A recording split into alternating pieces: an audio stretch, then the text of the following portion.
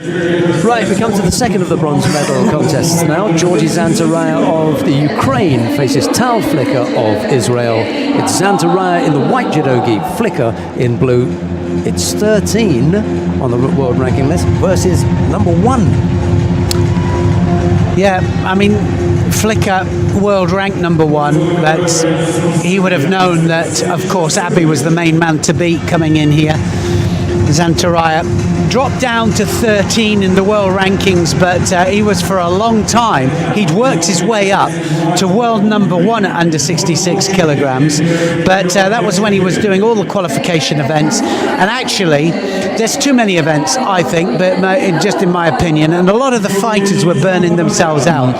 So a lot of the fighters decided that just get in the top 8 if possible. I think ZANTARAIA struggling a little bit with form up till today anyway, and certainly his world ranking dropped down to 13, so it meant he was out the top 8. Came in as an outsider, but here he is fighting for 3rd. Big thrower though, Flicker. One of the most consistent on the circuit. That's why he's got the world ranking, number 1 ranking.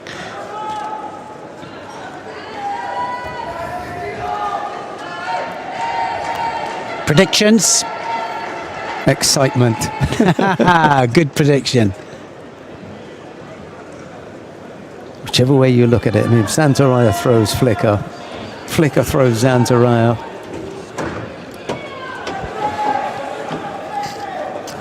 Ippon's an Ippon, eh? Because they're throwers.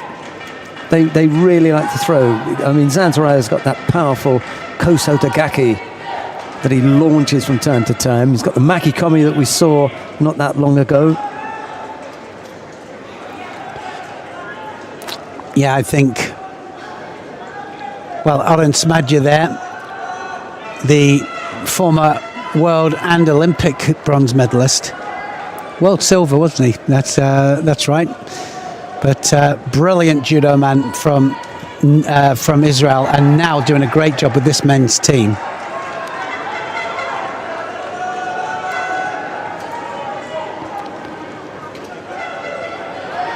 Both a little bit nervous, and you're right, ZANTARAIA's trying to pull him in there. He needs to get close. Strange, but I'm exactly the opposite. I don't want to be that close. I need a little bit of distance between me and people like ZANTARAIA.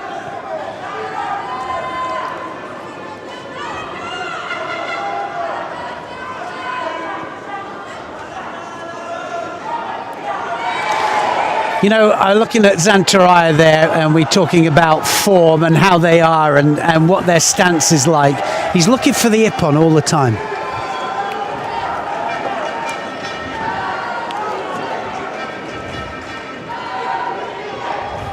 I remember somebody saying at one of the interviews you had about Iliadis, you know, because he liked to get in close, and said, what kind of distance would you have if you were fighting Iliadis? He said, a weight division. In the next stadium. Back at the hotel. Good answer. Oh, he was through there, wasn't he? Flicker just got the hips across. Oh, nice Tominagi. Oh, Yoko Tominagi there. No part of the back on the tummy. No, nothing at all. Directly over. Ooh. Didn't use the head either. Not allowed to use the head, don't forget. Otherwise classed as a bridge. But certainly ZANTARAIA didn't. ZANTARAIA, very difficult. That's why they call him the cat.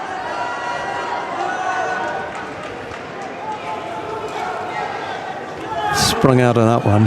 He did. Only eight lives left.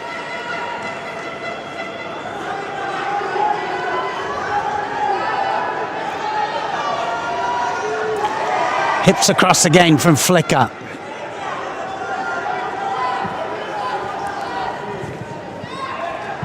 Single Shido on the board.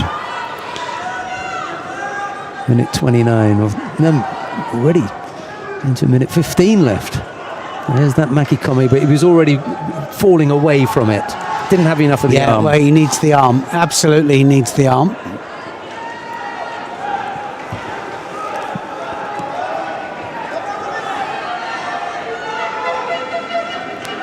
Big arm around the back. That's what he wants. Yeah. ZANTARAIA. Trying for the Sodo Makikomi. Then he'll try, well, that's going to be a penalty now for Flicker. Flicker gets it. A little bit rough there, aren't they, for the grips. Flicker trying to grip up all the time high, and is that going to be almost?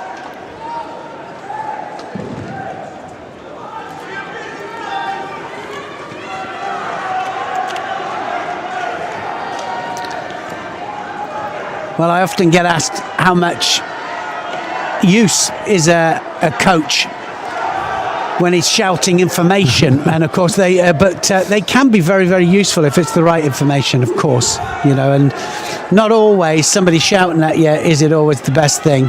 But if you're working with somebody and you've worked on things, that's going to be another penalty there for Flicker. And Flicker struggling here.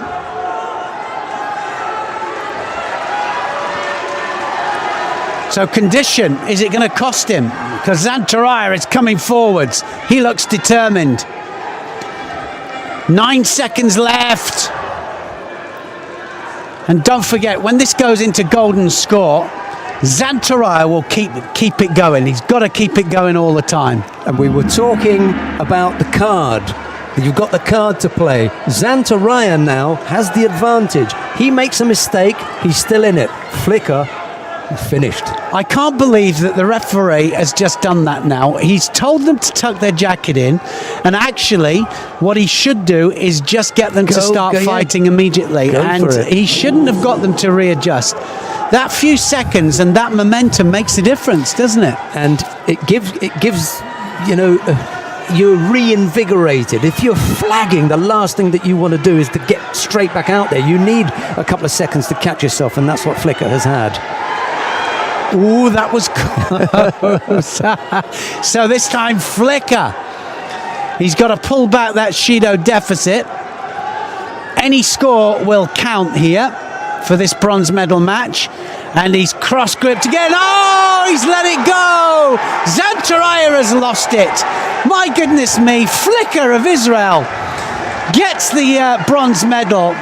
And that was a real opportune moment, wasn't it? He had 4 minutes in him. ZANTARAIA had 4 minutes in him. He didn't have 4 minutes 29. Wow, it's just a lack of concentration there from ZANTARAIA. Flicker, oh so to Gary, and well, he wasn't going to give that up, was he?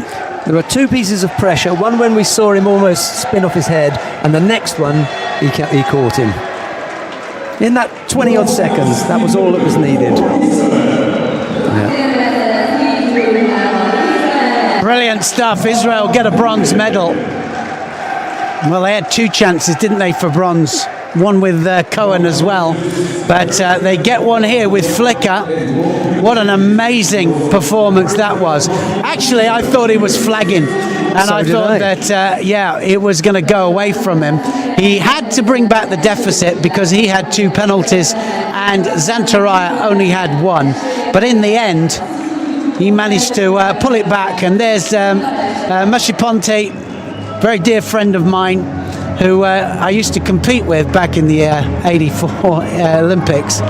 And he is now the president of the Israeli Judo Federation. So congratulations to him. What a brilliant performance for his fighters. And who's to say that that little 8-second stop didn't just give him that because he was really under pressure at the end of that contest. Exactly. And, well, what can you say there? Look, he knew it had gone, didn't he, ZANTARAIA? Yeah. As soon as he landed, if he just lands on his backside, well, it's no score. But look at the drive he gets. He lands on his backside there, and then he just pushes to get the shoulders in contact with the mat. Great Wazari. Beautiful Osoda Gary, and executed just at the right time. And you're right, that 10 seconds, 8 to 10 seconds there made a difference. He just managed to suck a bit of that oxygen in there, and it made a difference.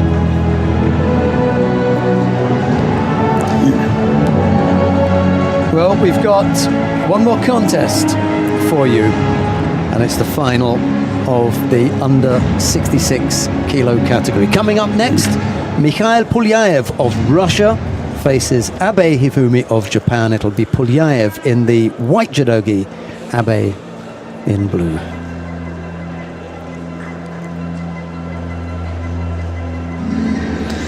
Yeah, what a final, because Pulyaev, two-time a silver medalist at the World Championships. He doesn't want a third one. He's already in the final. He's got that. But he's got one of the biggest throwers in the world at the moment.